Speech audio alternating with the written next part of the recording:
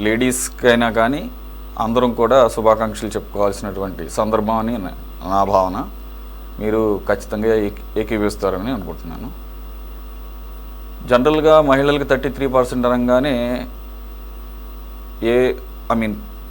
పార్టీలు పైకి కనబడిపోయినా సంశయించేది ఏంటంటే, అమ్మ మగవాళ్ళకి ఏమైనా ప్రాతినిధ్యం తగ్గిపోద్దేమో, మరి 33% వాళ్ళకి కేటాయించేసినట్టే కదా, ఇంకా మిగిలింది 67 ఉంటుంది అని మనం కొన్ని దశాబ్దాలుగా చూస్తున్నాము. పేరుకి పార్టీలు గొప్పలు చెప్పినా ఇంప్లిమెంటేషన్కి వచ్చేసరికి వెనకడుగుడు వేస్తూ ఉంటాయి. మనం దీని చరిత్ర కనుక తీసుకుంటే 2008 నుంచే దీని మీద కీలకమైనటువంటి చర్చ, అడుగులు కూడా పడినాయి. యూపీఏ 2 అధికారంలో ఉండగా, సోనియా గాంధీ గారు కాంగ్రెస్ పార్టీ అధ్యక్షురాలుగా ఉన్నప్పుడు, సో వారి నేతృత్వంలోనే నాకు గుర్తున్నంత వరకు మొదటిసారి పార్లమెంట్లో మహిళా రిజర్వేషన్ బిల్లుని తీసుకొచ్చారు.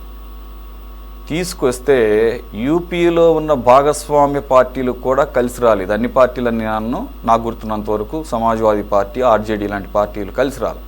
యూపీఏ భాగస్వామ్య పక్షాలైనా కూడా తమ బిల్లుకు తామే అడ్డుపడినటువంటి పరిస్థితి. సో జనరల్గానే కొద్దిగా నార్త్ ఇండియన్ పొలిటికల్ పార్టీస్లోనూ, అక్కడ కల్చర్లోనూ, అన్ని రాష్ట్రాలు కాదు కానీ ఉత్తరప్రదేశ్ కానీ, బీహార్ కానీ, ఈ మధ్యప్రదేశ్, ఇటువంటి రాష్ట్రాల్లో కొంత వెనకబాటుతనము, అలాగే అక్కడ పితృస్వామి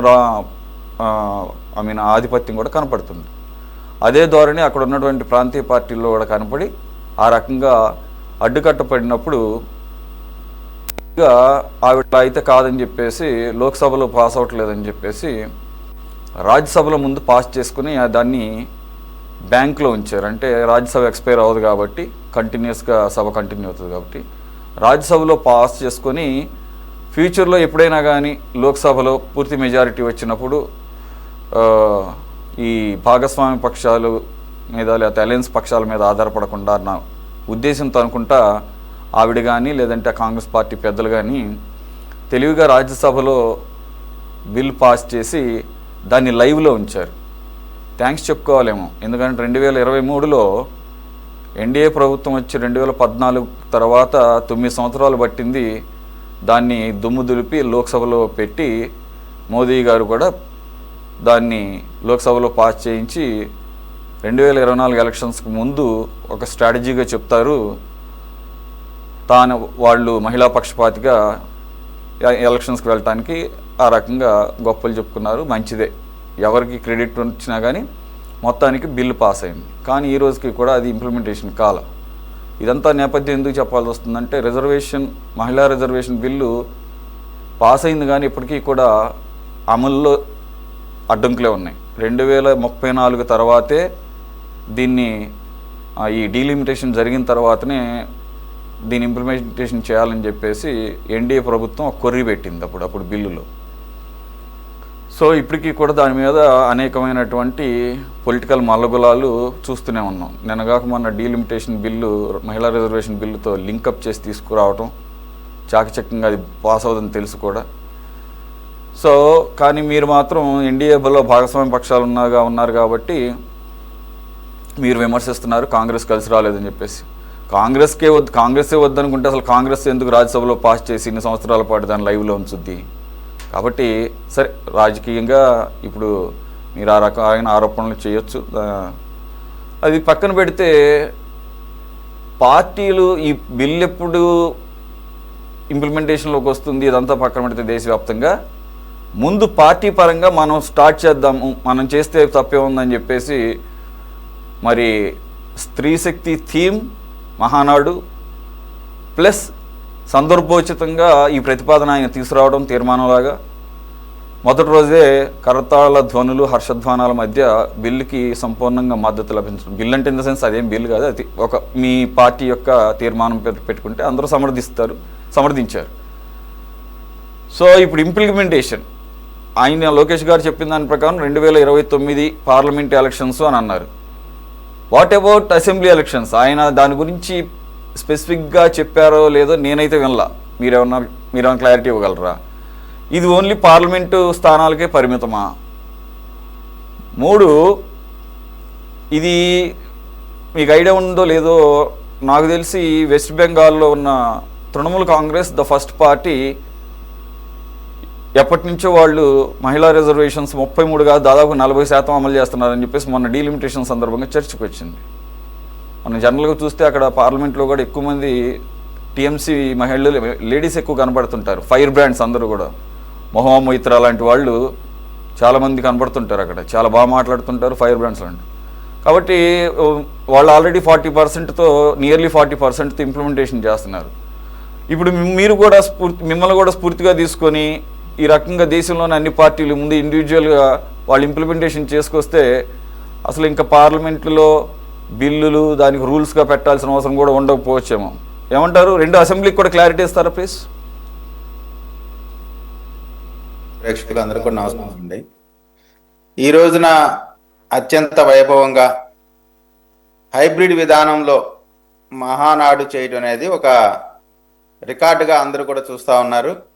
మోదీ గారు ఇచ్చినటువంటి పిలుపు మేరకు ఈ ఇంధనానికి సంబంధించి కానీ ఖర్చులకు సంబంధించి కానీ వారి సూచనల మేరకు ఈ కార్యక్రమాన్ని చేసుకొని దిగ్విజయంగా అన్ని క్లస్టర్స్ విభాగాల్లో దిగ్విజయంగా అందరూ కూడా పాల్గొని ఈ కార్యక్రమాన్ని 2 రోజుల కార్యక్రమాన్ని ఈరోజు దిగ్విజయంగా ముగించారు. వీటిలో హైలైట్ ఏంటంటే లోకేష్ గారి స్పీచ్. ఈ స్పీచ్లో ఒక స్పష్టత ఇచ్చారు. నాయకుడిగా మేము అసెంబ్లీలోనో పార్లమెంట్లో మేము ఫలాన్ని చేస్తాము, అది చట్టబద్ధతగా కల్పించడానికి ప్రయత్నం చేశారు పార్లమెంట్లో. నేను అనుకుంటా ఉన్నాను ఖచ్చితంగా రేపు రాబోయే రోజుల్లో అతి త్వరలోనే పార్లమెంట్లో కూడా బిల్లు అవుతుంది అనేటువంటిది ఒక విశ్వాసం ఉంది. అయినా అవ్వకపోయినా అనేక మందికి చాలా చమత్కారంగా కూడా చెప్పారు లోకేష్ గారు. ఈ మధ్యనే మీ అందరికీ భోజనాలు కూడా పెట్టి మీ అందరితో మాట్లాడాను, ఎందుకు భోజనాలు పెట్టానో కూడా మీకు ఇప్పుడు అర్థమైందా అని చెప్పి మహిళలకి 33% రిజర్వేషన్ పార్లమెంట్లో బిల్లు పాస్ అయినప్పటికి కూడా అవ్వకపోయినప్పటికి కూడా ఓన్లీ పార్లమెంట్ మాత్రమే అని చెప్పలేదు. చట్టసభలకు సంబంధించినటువంటి అంశంలో ఖచ్చితంగా 33% రిజర్వేషన్ అమలు చేసి తీరుతాము, దానికి చట్టబద్ధతే అవసరం లేదు, లేకుండా సరే చేస్తామనేటువంటి కరేజ్ ఉన్నటువంటి నాయకుడు నారా లోకేష్ గారు అనేటువంటిది స్పష్టమైంది. ఎందుకంటే ఇప్పుడు ఉన్నటువంటి పరిస్థితిలో మీరు ఉదాహరణకు కూడా చెప్పారు పశ్చిమ బెంగాల్కి సంబంధించినటువంటి, అంటే స్త్రీ ఎంతవరకైనా ఏమైనా చేయగలిగిద్ది అనేటువంటి ఒక నమ్మకం. భారతదేశం అంటేనే స్త్రీకి అత్యంత గౌరవం ఇచ్చేటువంటి సమాజం. అయినప్పటికీ కూడా కొన్ని ప్రాంతాల్లో, నార్త్ లాంటి ప్రాంతాల్లో మహిళల యొక్క ప్రాతినిధ్యాన్ని ఎక్కువగా ఎంకరేజ్ చేయరు.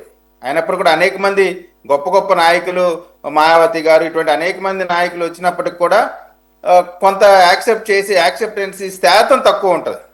సో ఇటువంటి పరిస్థితిలో డేర్గా ఆంధ్ర రాష్ట్రంలో ఖచ్చితంగా మేము అమలు చేసి తీరుతాము అని చెప్పి మరొకసారి మహిళలకి మీరు పెట్టారు కదా, మహిళలే మహారాణులు అనేటువంటి ఆ క్యాప్షన్ ఏదైతే ఉందో దాన్ని వాస్తవిక రూపంలో తీసుకొస్తాము అనేటువంటిది స్పష్టంగా చెప్పినటువంటి పరిస్థితి. ఇక్కడ రెండు విషయాలు మనం చూడాలా. ఇంత వైభవంగా ఈ రకంగా చేస్తున్నటువంటి ఈ పరిస్థితిలో మహిళలకి మేము ఇచ్చేటువంటి గౌరవం, వైసీపీ హయాంలో మహిళలకు వారు ఇచ్చినటువంటి గౌరవం, ఇవన్నీ కూడా ఖచ్చితంగా ప్రజలు బేరేజ్ వేస్తారు. మేము చట్టసభల్లో కూర్చోబెడతా అంటున్నాం, వాళ్ళేమో ఉన్నటువంటి మహిళలని, సొంత కుటుంబ సభ్యుల్ని, రక్త సంబంధికులు కూడా అవమానించే విధంగా ప్రవర్తిస్తూ ఉన్నారు. కాబట్టి ఖచ్చితంగా మా ప్రభుత్వానికి సంబంధించినటువంటి, పార్టీకి సంబంధించినటువంటి మహిళలకు ఇచ్చేటువంటి గౌరవంలో ఎక్కడా కూడా తక్కువ చేయము. వారిని, మహిళలని మహారాణులుగా మాటల్లో చెప్పటమే కాదు చేతల్లో కూడా చేసి తీరుతామనేటువంటి ఒక సంకల్పాన్ని, అది కూడా మహానాడు కేంద్రంగా చెప్పడం అంటే చిన్న విషయం కాదు. ఖచ్చితంగా మీరు చూస్తే లోకేష్ గారు చెప్పారంటే చేసి తీరుతారు. ఖచ్చితంగా మహిళలకి రాబోయే రోజుల్లో 33% ప్రాతినిధ్యం అటు అసెంబ్లీలో ఇటు పార్లమెంటు రెండిట్లో కూడా ఉంటుందనేటువంటిది అంశాన్ని స్పష్టంగా చెప్పారు. ఖచ్చితంగా అది అమలు చేసి తీరుతారనేటువంటి మాట చెప్పడానికి నిజంగా నేను సంతోషిస్తా ఉన్నానండి. రైట్.